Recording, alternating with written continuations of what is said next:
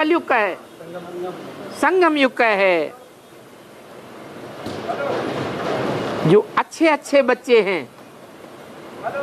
उनको तो ये ज्ञान की बातें जैसे उंगलियों पर याद रहती हैं। ये भी बायजोली है अथवा कहें स्वदर्शन चक्र है। स्वात्मा को अपने 84 जन्मों के चक्कर का ज्ञान मिला है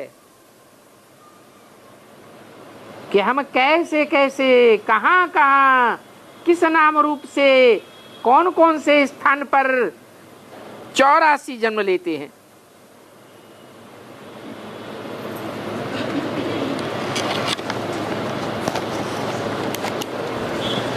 विराट रूप के भी 84 जन्म के चित्र मिलते हैं।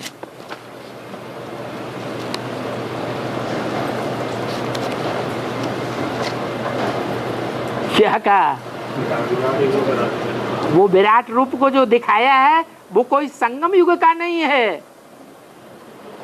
उसमें देवताएं भी दिखाए हैं, राक्षस भी दिखाए हैं, जानवर भी दिखाए हैं। तो ये जानवर और राक्षस कहाँ होते हैं?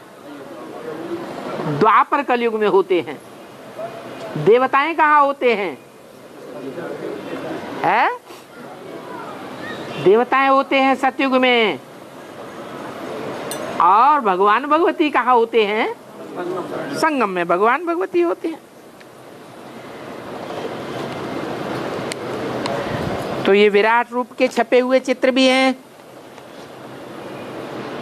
जो मिलते हैं 30-3-63 की वाणी का 3रा पेज।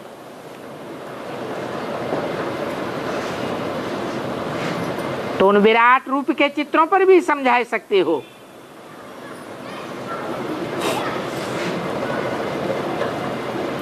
कि भारत की वृद्धि कैसे होती है।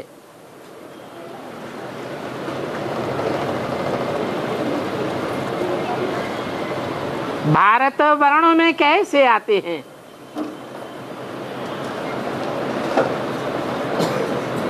सो ये नाटक सारा बना हुआ है भारत पर।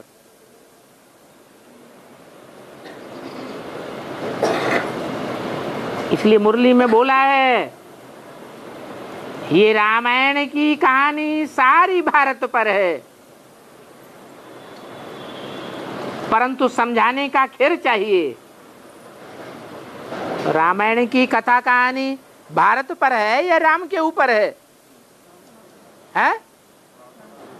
राम के ऊपर है। उसका नाम ही रख दिया रामायण। आयन माने घर। ये रामायण जैसे राम का घर है, राम कथा का। तो भारत नाम क्यों नहीं आया?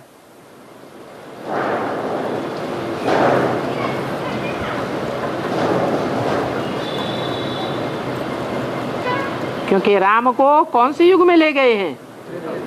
त्रेता में ले गए हैं। अब हर एक को अपना धर्म प्रिय है।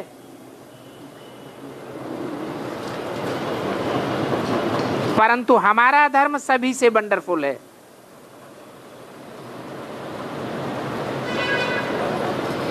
क्योंकि और धर्म वाले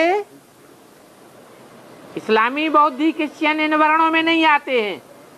आते हैं वो ब्राह्मण बनते हैं। ब्राह्मण ही नहीं बनते, पूरे बनते भी हैं तो नीची कुरी के ब्राह्मण बनते।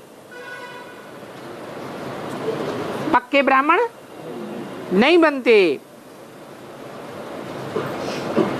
तो नए वर्णों में आते हैं, नए बातों को लोग समझेंगे।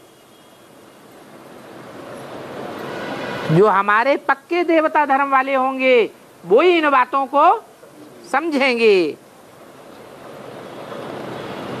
तो उनको समझा सकते हैं कि कैसे अब हम ब्राह्मण ईश्वरीय संतान हैं।